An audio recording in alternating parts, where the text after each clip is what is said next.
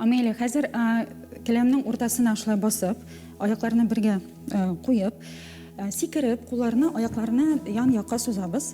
Әйе, хәзер уң аякны мин сиңа капма-каршы ясым, шул нисбәтән мин үземнең сул аякны барам. Син уң аякны Яхшы. борып, якка шулай минем кебек. Әйе, кулларны сузасың. Күкрәк читлеген киң иттереп ачасың, сулыш аласың да, һәм сулыш чыгарганда шулай итеп уң аякка бөгеләсең.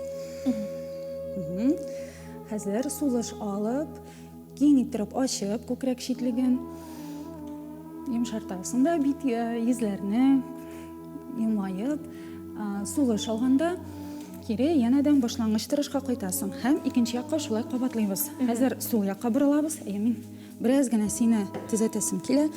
Әйе, сул аякны, менә шулай торып 90 градуска борып, күкрәк читлеген ачасың, киң иттереп җилкәләрне аска төшерәсең, алга карыйсың.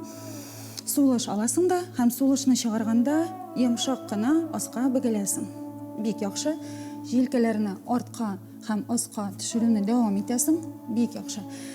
Һәм сулыш алып, янәдән кире башлангыч рәвешкә кайтасың. Һәм сикереп, башта аякны кире кайтарасың да, һәм сикереп бергә кушасың. Амелия, афәрин, булдырасың. Хәзер икенче торышка күчәбез. Ул агач рәвешендәге торыш, ягъни врикшасана дип атала йогада. Монда бер аякта басып торырга кирәк. Булай итеп, гәүдәнең барлык авырлыгын бер аякка күчерәбез дә, бик яхшы. Кулларны ян-якка сузабыз. Иркен сулыш алып, кулларны искә күтәрәбез дә, шулай итеп бер аякта баланс тотабыз. Бу гәүдә торышының, бу асының файдасы бик зур. Сулыш чыгарганда кулларны аска төшерәбез һәм бергә тоташтырабыз аякларны.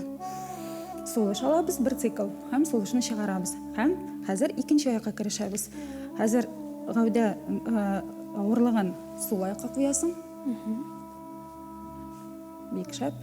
Әгәр дә бу аякта баланс тотуы кыен булса, аны идәндә ясарга була.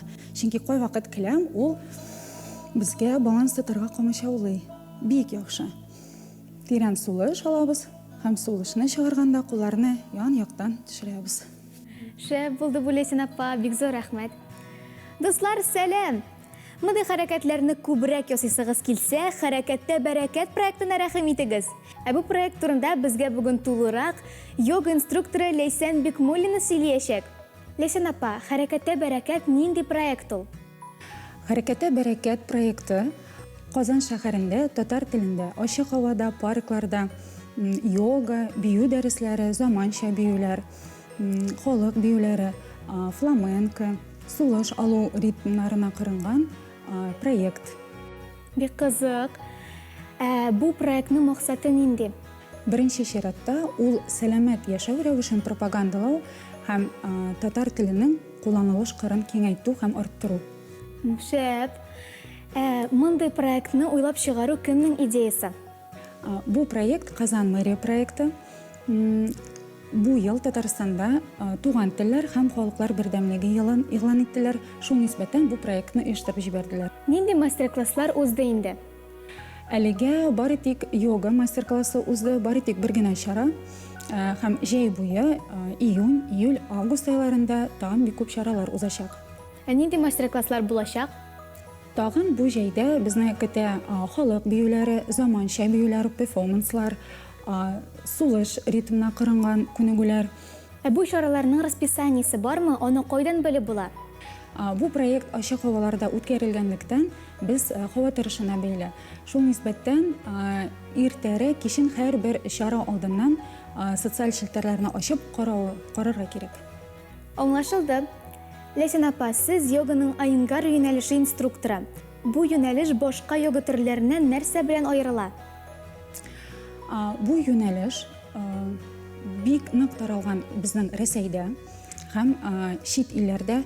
Бу юнәлеш буенча һәрбер кеше шөгыльләнә ала. Озын мул, кыска мул, ябык мул, таза мул, яшь мул, карт мул, һәрбер кеше бу юнәлеш белән шөгыльләнә ала. Шуңа күрә ул бик популяр. Бу юнәлешнең исеме айынгар дип атала.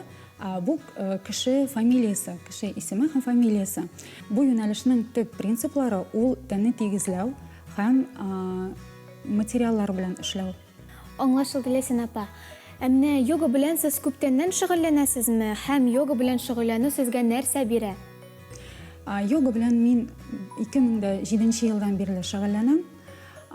Йога миңа беренче чиратта гәүдәнең дөрес тотышына йогынты ясый, буыннарның һәм умыртка сөягенең сыгылмалылыгын бирә һәм яхшы кәеф бүләк итә. Бик кызык.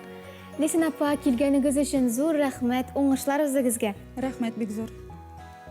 Дуслар, сезне хәрәкәттә бәрәкәт проектында көтеп калабыз. Аның турында мәгълүматларны социаль челтәрләрдә карап була. Без дәвам итәбез. Ләйсән апа, нинди күнегү эшлибез? Хәзер без утырып күнегү ясыйбыз. Аякларны алга сузабыз да. Яңа капма-каршы утырып. Шайтып аяк бармакларын төрле якка киңәйтеп, кулларны өскә күтәрәбез дә, сулыш алабыз иркен итеп, күкрәк читлеген нык итеп ачабыз да. Һәм бөгеләбез алга таба сулышны чыгарганда. Һәм менә бу моментта сиңа бераз гына аякларны шайтып бөгәргә киңәш итәм. Мондый очракта юк, бер каяда хәрәкәтләнмичә, кузгалмыйсың, шайтып күкрәк читлеген ачасың да, туры тотасың. Һәм алга таба сузасың. Бик яхшы. Һәм бу яктан булай торып аякларны да тота аласың. Бик яхшы.